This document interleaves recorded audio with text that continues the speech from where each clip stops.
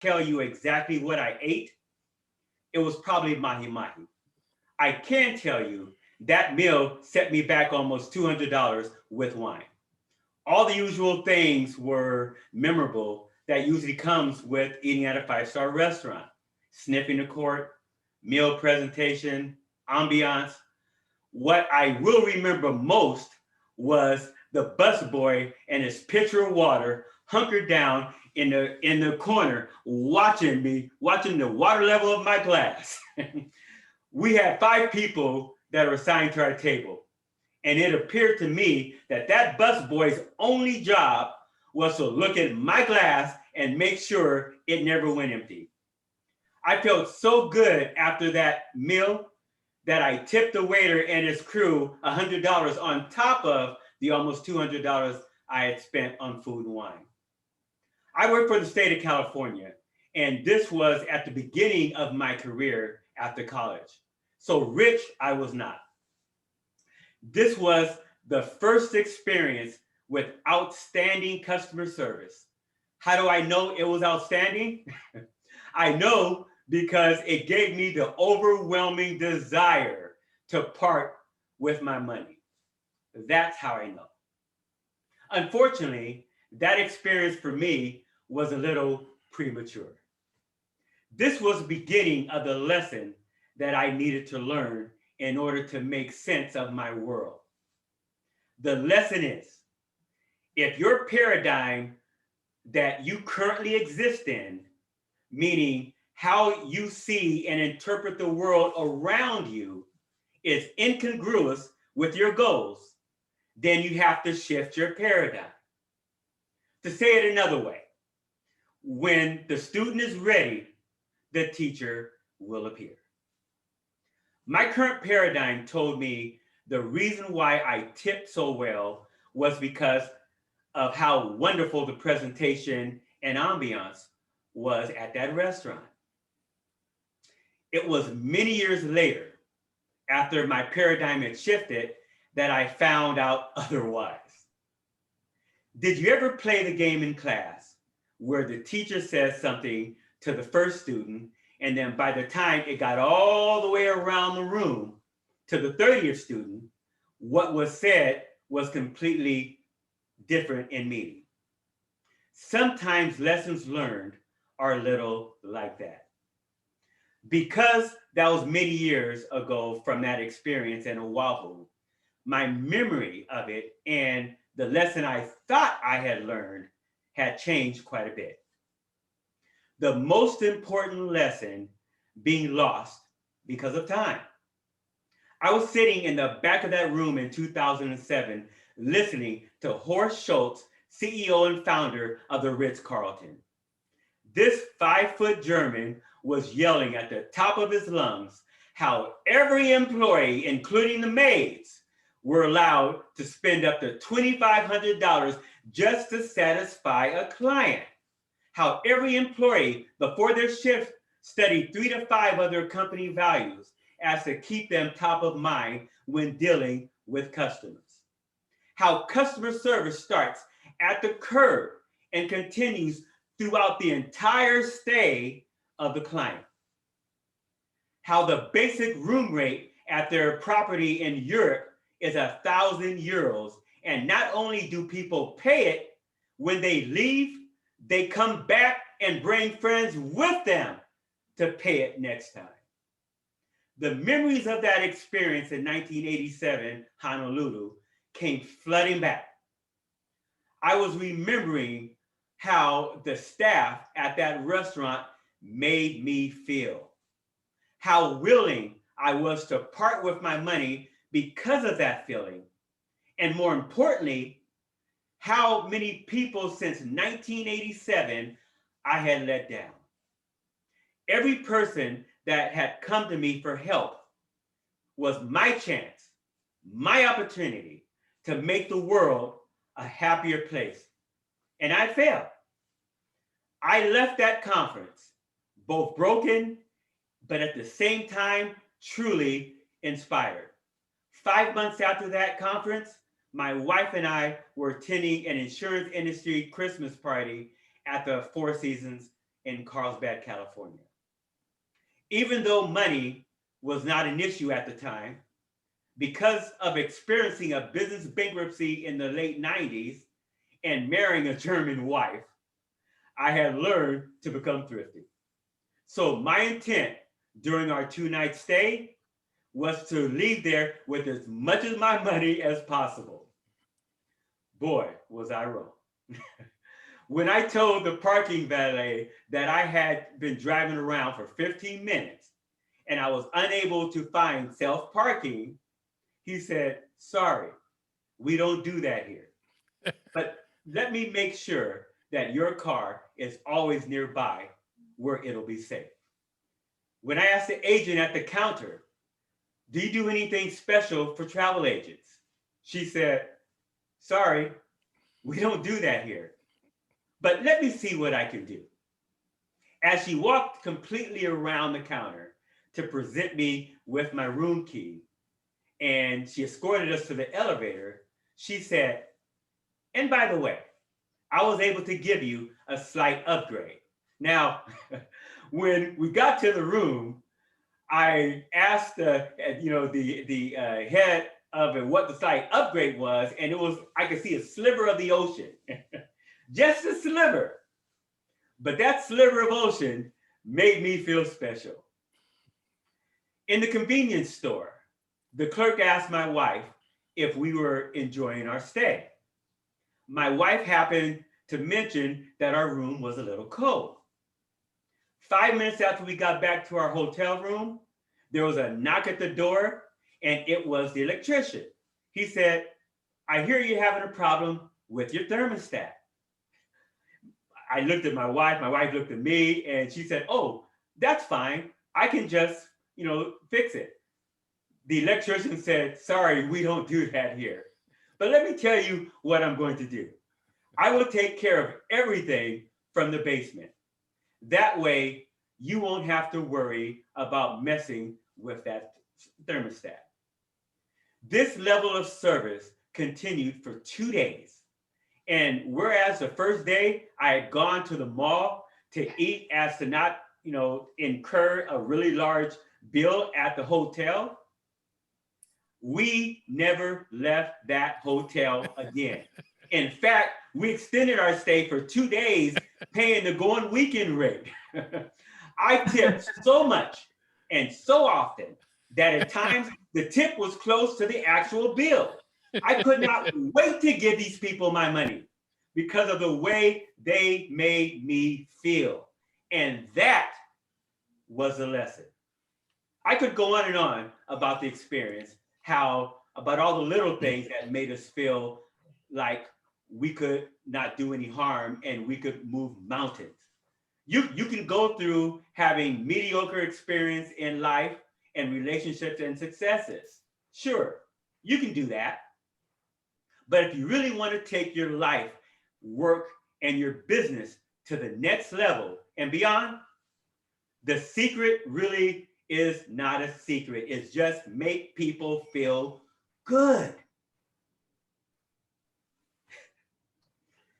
When I tell you that I can go on and on about this experience, I have not begun to tell the story. But let me ask a couple of you.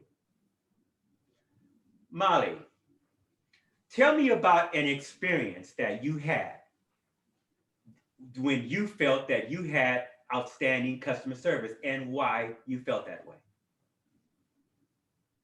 I'm sorry, who did you ask? I said, Molly. tell me about an experience that you had that where you felt you had great customer service, and tell me why you felt that way. Okay, you asked me. Okay, I thought I heard Molly and say, "Who's Molly?" No. Um, okay, so actually, I went to a restaurant and the waiter actually pulled out my chair for me and put my napkin in my lap, and I just felt like he was an extra special waiter. So How did that change? Did that change anything about the way you looked at life, even for a few moments? it made me want to go back, and it also made me look for better customer service when I'm at places. You just said something that was really, really important. After I got back from that conference in Las Vegas, and 5 months later, staying at the Four Seasons, my ideal of customer service changed. I still have not found a place in Sacramento that gives me that level of customer service. In fact, it ruined me to a certain degree because now I know what is possible. And that's the thing. Jake, tell me about a time when you had great customer service. Leon, I received excellent customer service 99% of the time. One, because at a very young age, I received excellent service as like Bonnie's situation. So I come to expect it. And one of the things that I do when I go to a restaurant is immediately share that I've been looking forward to this experience and that I share my expectations in a polite way so that the server can step it up if that's something that they need to do. It's just to give you some insight on that one. And I'm super, super picky. Like you, I look for and I read reviews before I go in. So I would say 99% of the time, I get phenomenal service because you get what you ask for. Absolutely. How many of you feel the same way that Jake does? I'm like, nobody? Victor, why?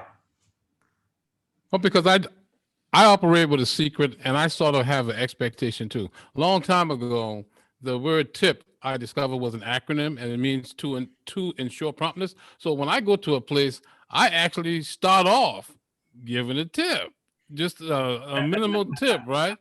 And their expectation is that they're going to get a tip at the end of the meal. So the fact that I already given them some money, it kind of puts them in a good mood, and they do that thing that they call hovering. The guy you were talking about was waiting with your water glass. They hover because they know that you got some money in your pocket, and all they got to do is step up their game.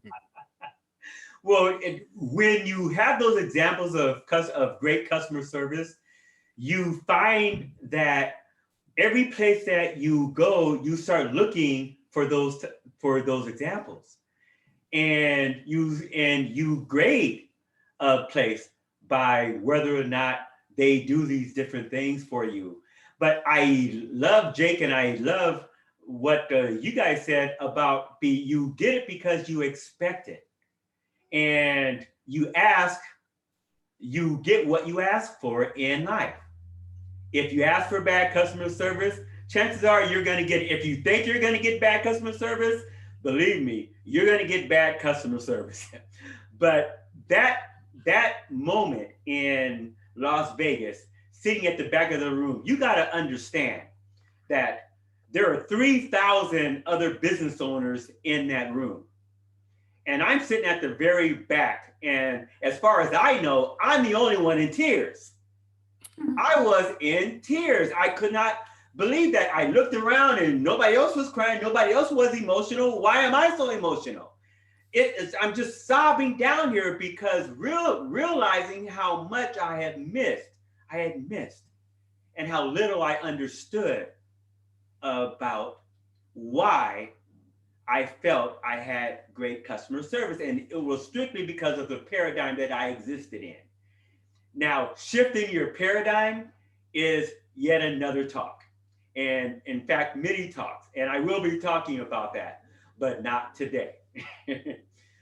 But again, let me just leave you with this. The world is whatever you decide that it's going to be. The amount of success that you have in life is based on how good you make everyone else around you feel. If you make them feel like every time they are around you, they can jump buildings and walk on water, the world is yours and all the oysters in it. Mr. Toastmaster. Thank you. Thank you very much, Mr. Leon Williams. That was Mr. Leon Williams, ladies and gentlemen. How do you like his ilk? Moving right along, Good job, with Leon. our agenda, our next participant is the Table Topics Master. And this person is a member of one of my other clubs. She has recently joined the Toastmasters organization, and she brings a world of talents and abilities that she didn't even know that she had. She got asked to be the Table Topics Master, and she jumped right on it. Leaders always say yes, and then they find a way to do it. Ladies and gentlemen, before the Table Topic Master comes on, will the timer give everyone the timing constraints for a Table Topics speech? Yes, Mr. Toastmaster. Table topics is just 1 to 2 minutes. So we have 1 minute to answer the question or topic.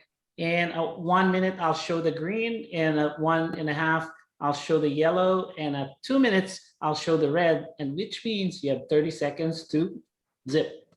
Thank you very much. And those of you who are chosen for as a participant, be sure and pin the timer so you'll be able to see him. But right now, I welcome our Table Topics Master, none other than Asata Martin. Let's give it up for Asata Martin. Good afternoon, everyone. Thank you for having me. And not knowing you personally, I will be asking people to answer my table topics. And I'm going to start with the young lady. Is it Gima Jenkins? Jama. Jama. Okay, Jama. Here you go. So you are a neighbor of Fred Flintstone, and he sees you every week chiseling on a tablet. And so finally he comes up and asks you, what are you doing? And you finally have the opportunity to tell him about Toastmasters. You're telling him you're chiseling in the agenda, and you're telling him what it is like in Toastmasters. So you take this opportunity to invite him and his ilk to your Toastmasters club. What word of the day and theme would you use to invite him to your club?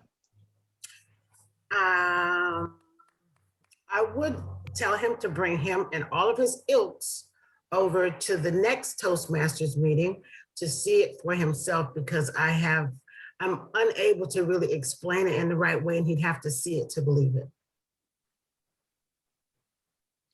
Go on, you got a minute.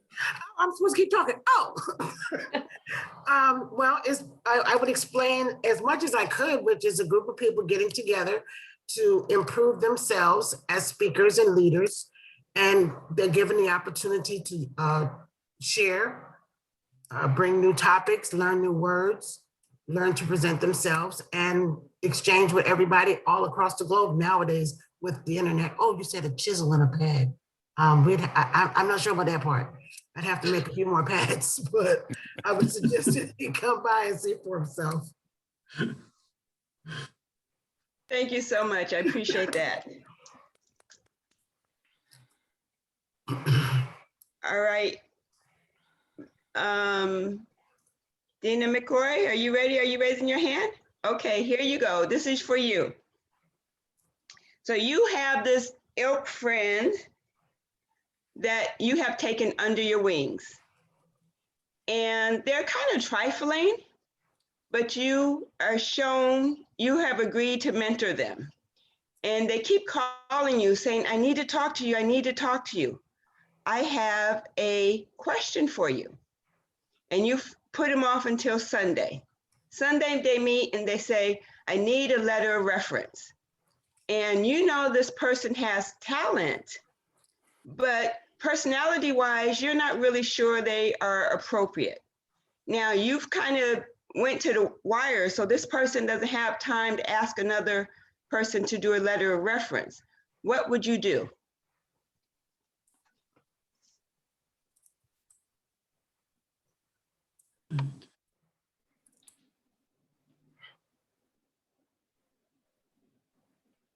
She's going to be using the chat box.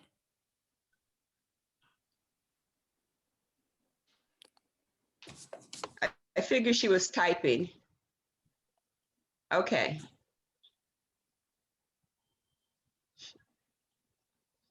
Should I do another one while she's typing or just wait? No. Wait. Okay.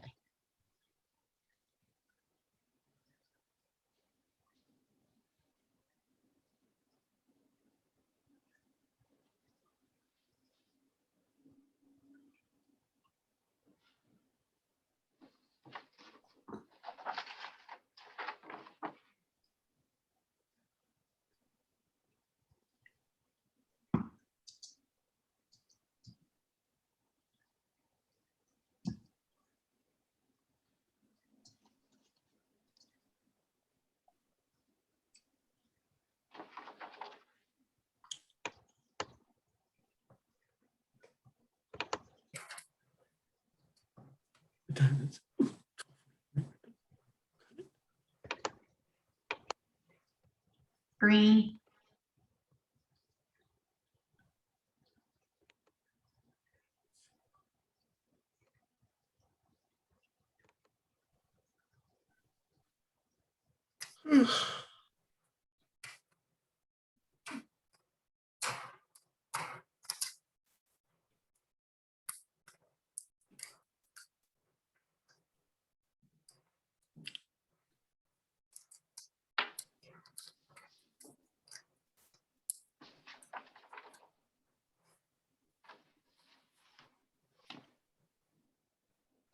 Yellow.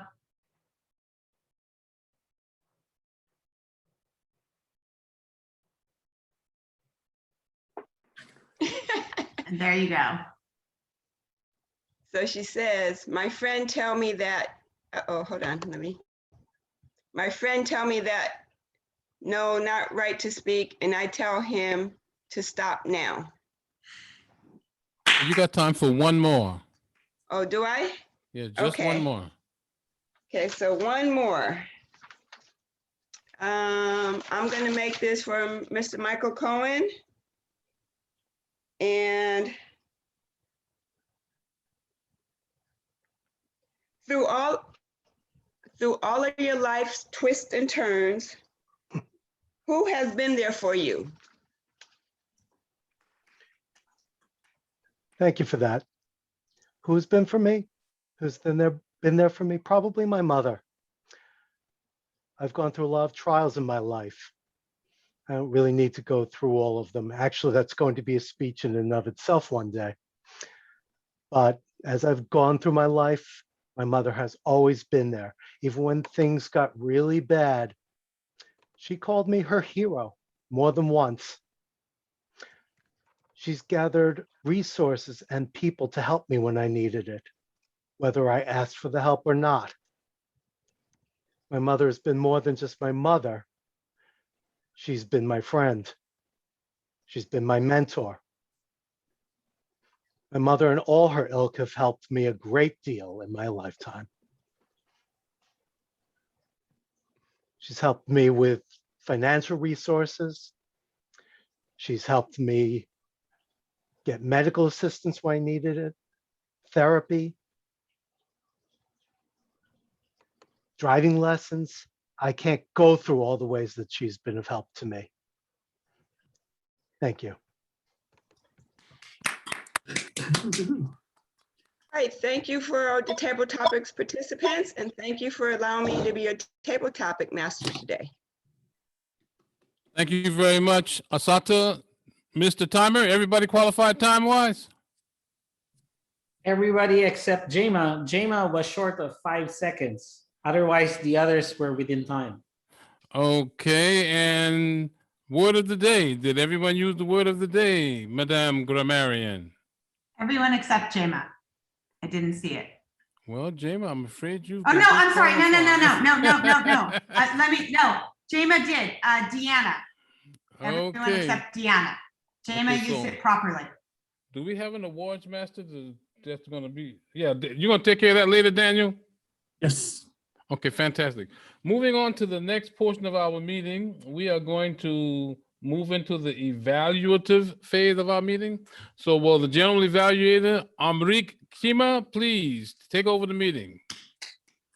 Thank you, Mr. Toastmaster Victor Irving Jenkins. Yeah. Thank you, everyone. I am our general evaluator today. And I want to go and start by introducing our evaluator today for our speaker, and that's going to be Bonnie. And our timer, will you tell us how our how our evaluator will be timed today? Yes, Bonnie has 2 to 3 minutes to do her evaluation. So at 2 minutes, I'll make sure she knows that it's green, and then at 2.5 yellow, and at 3 red. So she can then wrap up. Back to you, Mr. General Evaluator. Okay, thank you so much, John. Okay, let's bring Bonnie on to give Leon's evaluation today. All right, thank you, Amrik. Leo, awesome job. I thoroughly enjoyed your speech. It was fun listening to you. It made me want to go to one of those 5-star hotels. Haven't been there yet. Best I've gotten is Marriott, but you asked a couple things, and I loved your enthusiasm. You were out there, you were active, your hands were going. You were obviously thrilled with your experience at that hotel.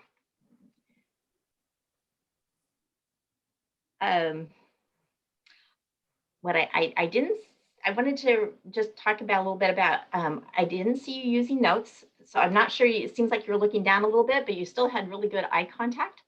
So I think you did awesome on that. You were confident, you were out there talking, you knew your subject, seemingly. I appreciated that. I liked what you had to say. I like what you said. I being a penny pincher, and yet having that overwhelming desire to spend money or to let go of your part with your money when you felt like someone was really giving you awesome service. And that resonated with me. As much as I hate to let go, if someone does a really awesome job, I like that. I also like the thing that you said when when a student is ready, the teacher will appear. We're all in a learning phase in our life, and we're all progressing, especially here at Toastmasters. And I appreciate that. That made sense to me. So I like some of the things that you were, I don't know if those were things that you meant to teach or just also teaching about customer service. You said, how many people have I let down? And I too work for the state, and I feel like, it's like, okay, how many times have I not been as helpful as I could? So I think that your speech was, taught me some things, was a good example of how I can change, how we all can change. We are in that process. One opportunity of changing is one recommendation. And that the only thing I can think of is that at the beginning with our technical difficulties, maybe get on a little bit earlier and make sure that your speaker's on, make sure that your camera is adjusted to the right height for when you're talking or standing up and giving that. My impression of your speech was it was awesome. I would love to hear more about it. I would like to hear more details. You did a fantastic job. And you also taught us things that we can do and make us think about how we are improving or what we can do to improve. And thank you for coming in and giving us an awesome presentation. Thanks.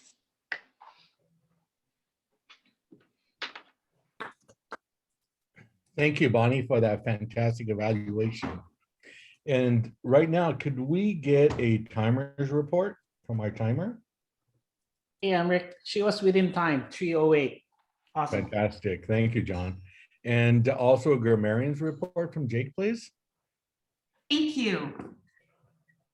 Word of the day was used often. Victor, you worked it in often. Jema made sure she got it in there. Asada and Michael too.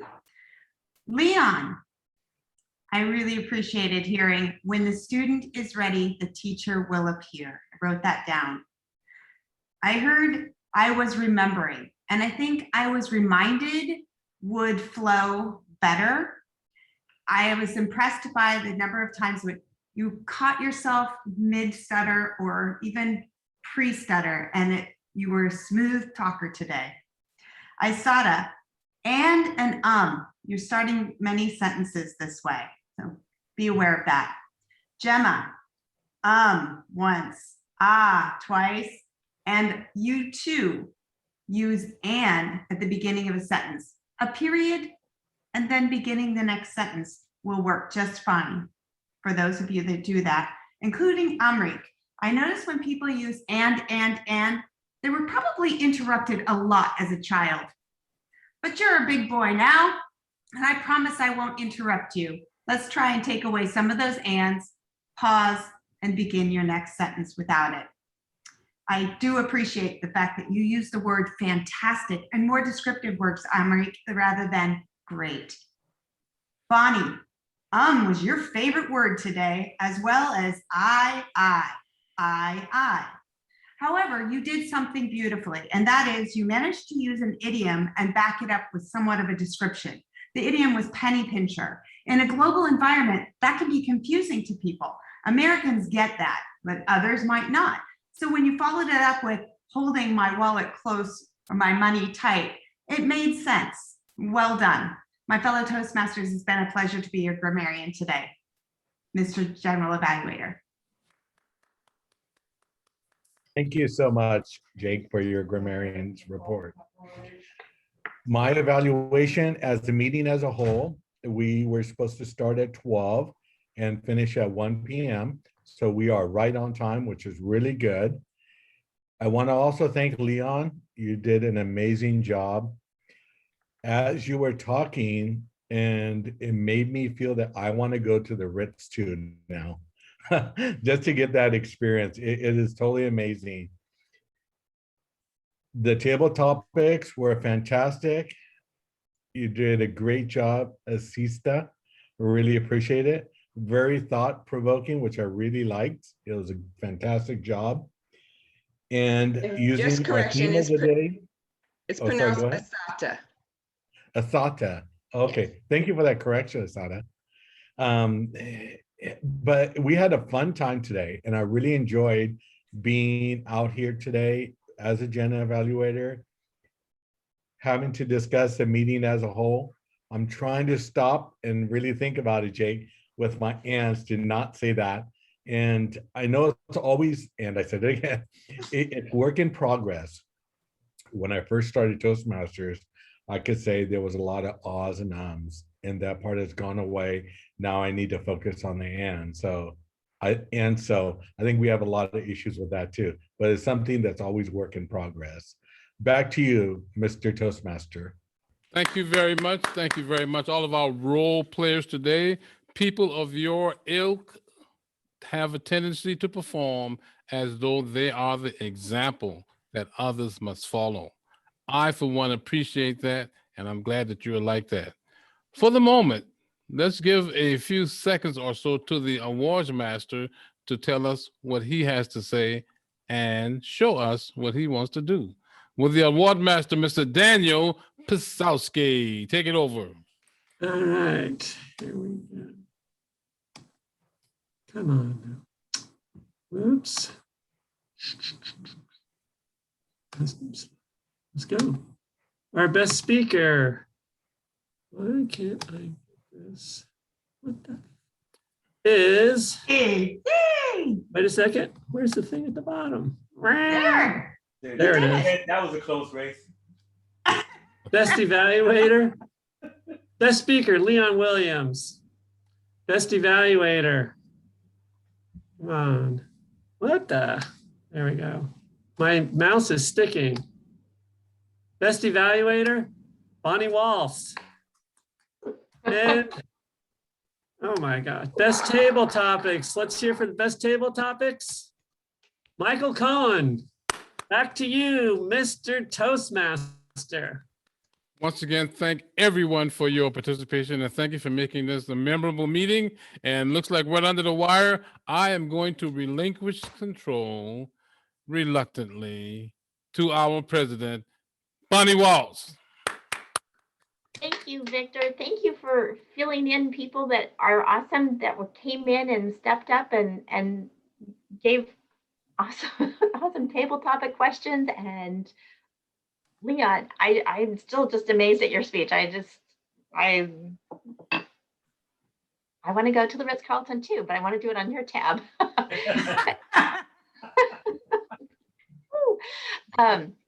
Anyway.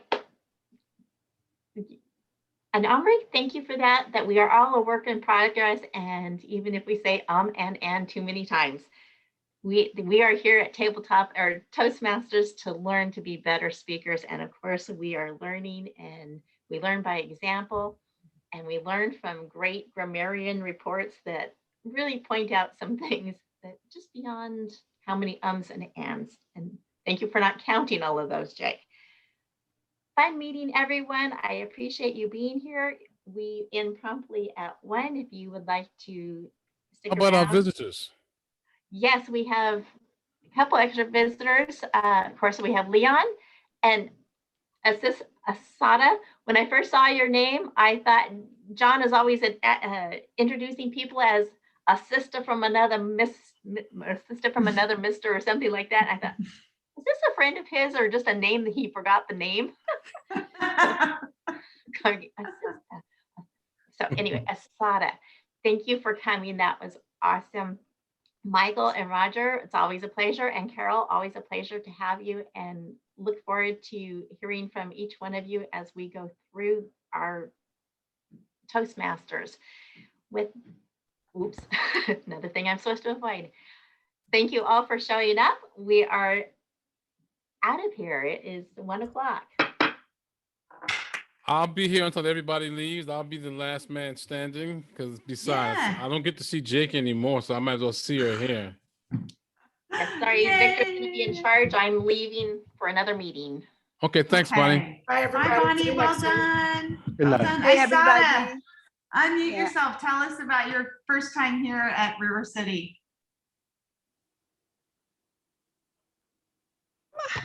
Thank you.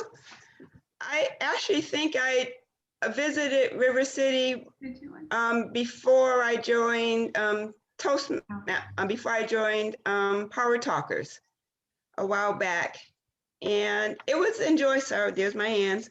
I appreciated the challenge. Like Mr. Victor said, I hadn't planned this, but when he asked me, it was like, well, I am available, so let me see, because that will help improve me becoming a better Toastmaster, Power Talker. So I thank you for having me. I appreciated it. Yeah, Asada. Well, us both being in Power Talkers and then coming to River City Toastmasters, it's amazing what we can accomplish in 1 hour, isn't it? It is. And Leon, you know it. Yes, I do. It's powerful. And Victor,